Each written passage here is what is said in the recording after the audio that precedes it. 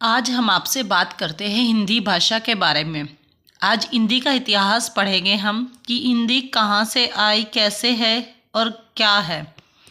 सबसे पहले देखिए, हिंदी विश्व की एक प्रमुख भाषा है एवं भारत की राजभाषा है। हिंदी विश्व की जो हमारे वर्ल्ड की एक मेन भाषा है, जो भारत की एक राजभाषा है, भारत की राष्ट्रीय भाषा नहीं है। हिंदी भाषा का वर्णन भारतीय संविधान के भाग 17 एवं 8वीं अनुसूची के अनुच्छेद के भाग 343 से 351 में है। जो हिंदी भाषा का वर्णन किया गया है संविधान में, वो किसमें है? 17 भाग एवं 8वीं अनुसूची के अनुच्छेद में, जो 343 से 351 में है। हिंदी भारत की राजभाषा है। हिंदी को राजभाषा बनाने का प्रस्ताव गोपाल स्वामी अयंगर ने प्रस्तुत किया था। हिंदी ऑफिशियल लैंग्वेज है।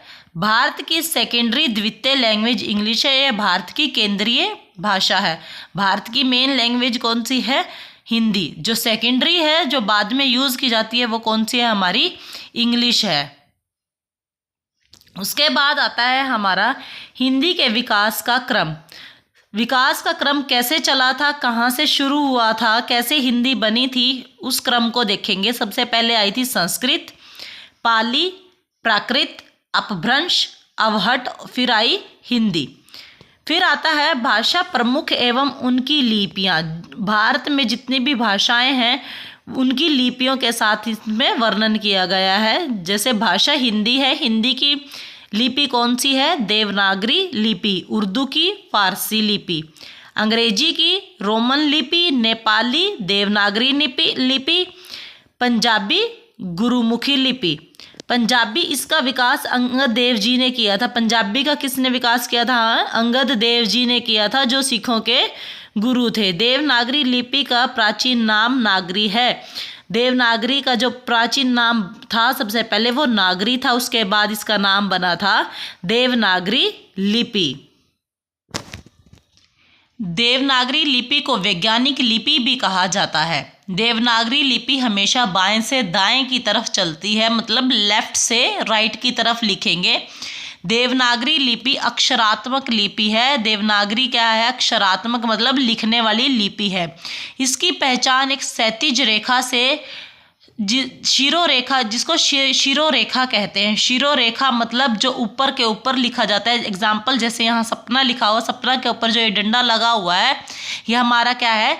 शिरोरेखा है। जो ऊपर की लाइन है, उसको क्या कहते हैं? शिरोरेखा कहते हैं। भाषाओं की जननी संस्कृत को कहा गया है। सबसे पहले संस्कृत आई थी, उसके बाद ही भाषाएं आई थी, इसलिए इसको क्या कहा गया है? भाषा की जननी कहा गया है। देवनागरी लिपि का सर्वप्रथम प्रयोग गुजरात के नरेश जयभट्ट के शिलालेख में मिलता है। देवनागरी लिपि का प्रथम प्रयोग कहाँ मिलता है? गुजरात के नरेश जयभट्ट के शिलालेख में मिलता है।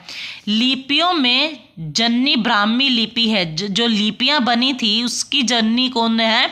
ब्राह्मी लिपि। जैसे भाषाओं की जननी संस्कृत को कहा गया है, ऐसी लिपियों की जननी कौन है? ब्राह्मी लिपि है। ब्राह्मी लिपि का सबसे पहले उल्लेख अशोक के शिलालेख में मिलता है। देवनागरी लिपि का सबसे पहले उल्लेख जयभट्ट शिलालेख में मिलता है। देवनागरी लिपि का सबसे पहले प्रयोग करने वाला राज्य गुजरात है।